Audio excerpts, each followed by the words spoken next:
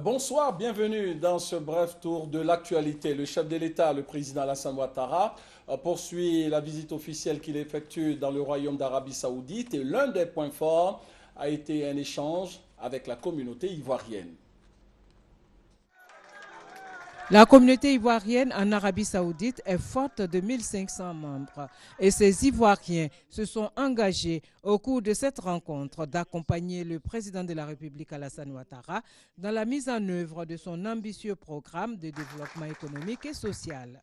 En mettant à la disposition de l'État notre savoir-faire et nos expériences acquises dans beaucoup de domaines qui sont des fruits de longues années passées dans le pays d'accueil. Nous adhérons et vous accompagnons dans votre projet de faire de la Côte d'Ivoire un État émergent à l'horizon 2020. Le ministre de l'Intégration et des Ivoiriens de l'extérieur, Ali Koulibaly, a pour sa part répondu à certaines préoccupations des Ivoiriens d'Arabie Saoudite. Nous avons entrepris des rencontres dans différents pays, notamment en France, pour montrer les possibilités qu'il existe en matière d'acquisition de logements. Comme vous le savez, l'une des priorités du président de la République, c'est de faire en sorte que chaque Ivoirien ait un toit. Et donc, il y a des modalités pratiques pour l'acquisition. Nous prévoyons d'effectuer une opération ici en Arabie Saoudite, comme celle que nous avons faite à Paris dernièrement, une opération qui a connu un grand succès. Le président de la République Alassane Ouattara a dit sa joie de retrouver et saluer ses compatriotes vivant en Arabie Saoudite.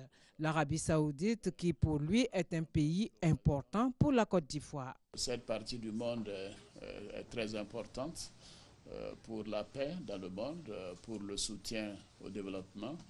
Je suis bien placé pour le savoir parce que quand j'étais à Washington, je sais à quel point les pays du Golfe contribuaient au Fonds monétaire et à la Banque mondiale pour leur permettre d'avoir les financements nécessaires pour aider les pays en développement. Je voudrais vous dire que votre présence ici est importante parce qu'évidemment, il y a beaucoup d'Africains qui sont en Arabie Saoudite, mais tous ne se comportent pas de la même manière. Et ce que j'apprends, c'est que les Ivoiriens se sont distingués par des comportements vraiment dignes et je voudrais vous féliciter et vous demander de continuer. Nous gardons un excellent souvenir de cette rencontre et je voudrais vous encourager à vous comporter comme vous le faites maintenant et vous dire que nous sommes très fiers de vous. Le président de la République, Alassane Ouattara, a reçu plusieurs présents avant de se voir décerner un diplôme par l'Association des Ivoiriens vivant en Arabie Saoudite. Le diplôme de remerciement et de gratitude pour tout ce qu'il a fait pour la Côte d'Ivoire en si peu de temps. Sur place, ici en Côte d'Ivoire, le Premier ministre Daniel Kablan-Duncan poursuit ses visites d'évaluation des travaux d'infrastructures socio-économiques du pays.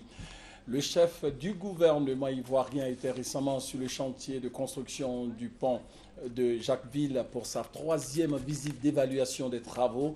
Vous aurez donc le compte-rendu complet de notre reporter au journal de 20h.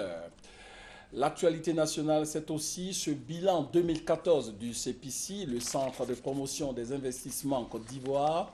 Un bilan jugé positif parce que 6 000 entreprises ont été créées et le montant global des investissements est de 400 milliards de francs CFA selon le directeur général du CEPICI. Vous aurez également les détails au journal de 20h. Les propriétaires des véhicules aux vitres teintées et les véhicules circulant sur toute l'étendue du territoire avec des plaques d'immatriculation non conformes seront tout simplement sanctionnés. Alerte aux véhicules équipés de vitres teintées ou de plaques d'immatriculation non conformes. Ils sont interdits de circulation sur le territoire national à compter de ce mardi. Cette mesure annoncée par le directeur général de la police nationale traduit la mise en œuvre de la décision du Conseil des ministres du 22 octobre dernier. Si on ne peut pas voir à l'intérieur de votre véhicule, vous n'êtes pas autorisé à circuler sur le territoire national. La plaque, c'est la plaque minéralogique. Il y a des dimensions qui sont prévues. Ensuite, il y a l'écriture en lettres. Et à la fin, vous avez la carte de la Côte d'Ivoire. Mais si ça ne rentre pas dans ce contexte-là, d'abord, c'est fantaisiste. On n'a pas dit de mettre son nom sur le véhicule. Parce que je suis célèbre, je mets mon nom sur le véhicule. Le test est très clair, il dit que c'est des plaques non conformes. Voilà, vous aurez l'intégralité de ce compte-rendu au journal de 20h. Fin donc de ce flash, le point complet de l'actualité ici en Côte d'Ivoire et à l'étranger. Vous aurez rendez-vous avec Marie-Laure Ongoran. Bonne suite de programme sur RTI 1.